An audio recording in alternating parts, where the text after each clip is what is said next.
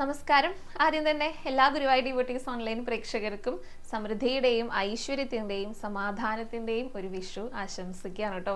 എല്ലാവർക്കും ഗുരുവായൂരപ്പൻ്റെ അനുഗ്രഹം ഉണ്ടാകട്ടെ. വിഷുവൊക്കെ എല്ലാവർക്കും നന്നായി തന്നെ ആഘോഷിക്കാനായിട്ട് ഗുരുവായൂരപ്പൻ അനുഗ്രഹിക്കട്ടെ. ഗുരുവായൂരപ്പൻ്റെ അനുഗ്രഹം കൊണ്ട് ഞങ്ങൾക്ക് ഇന്നലെ വിഷുക്കണി ദർശിക്കാനായിട്ട് സാധിച്ചു. മേൽശാന്തിയുടെ അടുത്ത് നിന്ന് കൈനീട്ടം ലഭിക്കാനുള്ള ഒരു ഭാഗ്യമൊക്കെ ഉണ്ടായി. അപ്പോൾ വിഷു ദിനത്തിലെ നമുക്ക് വിഷുവുമായി ബന്ധപ്പെട്ട ഒരു കഥ തന്നെ പറയാമെന്ന് വിചാരിക്കുകയാണ് കേട്ടോ. പല ഐതിഹ്യ കഥകളും കേട്ടിട്ടുണ്ട്. അതിലൊന്ന് രാവണനുമായിട്ട് ബന്ധപ്പെട്ടതാണ്.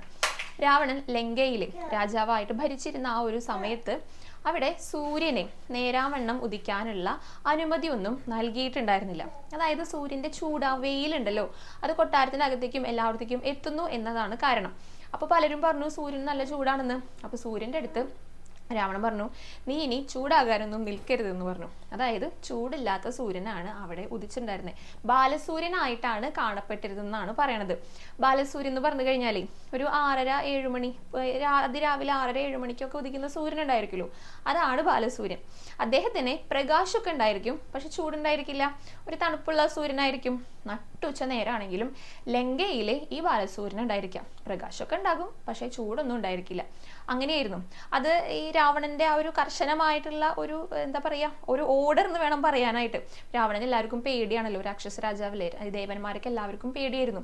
അതുകൊണ്ട് പിന്നെ സൂര്യനെ വേറെ നിവൃത്തിയൊന്നുമില്ല, അനുസരിക്കേ തരണ്ടായിരുന്നുള്ളൂ. ചന്ദ്രനും ഇതേപോലെ തന്നെയായിരുന്നു കേട്ടോ.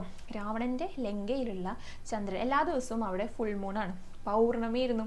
അവിടെ ക്ഷയവൃദ്ധികളും ഒന്നും ഉണ്ടായിരുന്നില്ല. ചന്ദ്രന്റെ അടുത്തും ഇതുപോലെ തന്നെയാണ് പറഞ്ഞിട്ടുണ്ടായിരുന്നത്. അങ്ങനെ രാവണനെ നിഗ്രഹിച്ചതിന് ശേഷമാണ് സൂര്യനെ നേരാവണ്ണം ഉദിക്കാനായിട്ടൊക്കെ സാധിച്ചിരുന്നത് എന്ന് പറയുന്നത് കേട്ടിട്ടുണ്ട് കേട്ടോ. അപ്പോൾ വിഷുവിൻ്റെ തലേദിവസമൊക്കെ പരിസരമൊക്കെ വൃത്തിയാക്കുന്ന സമയത്ത് ചപ്പുചവറുകളൊക്കെ അടിച്ചു കൂട്ടിയിട്ട് തീയിടൂലോ, അത് രാവണന്റെ നിഗ്രഹശേഷം ലങ്കാദഹനത്തിന്റെ പ്രതീകമായിട്ടാണ് ചെയ്യുന്നത് എന്നും കൂടെ പറഞ്ഞു കേട്ടിട്ടുണ്ട്. അപ്പോൾ ഇതാണ് വിഷുവുമായി ബന്ധപ്പെട്ട ഒരു ഐതിഹ്യ കഥ കേട്ടോ. അപ്പോൾ വിഷുവൊക്കെ എല്ലാവരും നന്നായി തന്നെ ആഘോഷിക്കുക, നന്നായി പടക്കൊക്കെ പൊട്ടിക്കുക, പുത്തിരൊക്കെ കത്തിക്കുക. എല്ലാവരും കൈനീട്ടമൊക്കെ ലഭിച്ചിട്ടുണ്ടെന്ന് വിചാരിക്കുന്നു. എന്തായാലും ഗുരുവായൂരപ്പൻ്റെ അനുഗ്രഹം സമൃദ്ധിയായിട്ട് എല്ലാവർക്കും ഉണ്ടാകട്ടെ കേട്ടോ.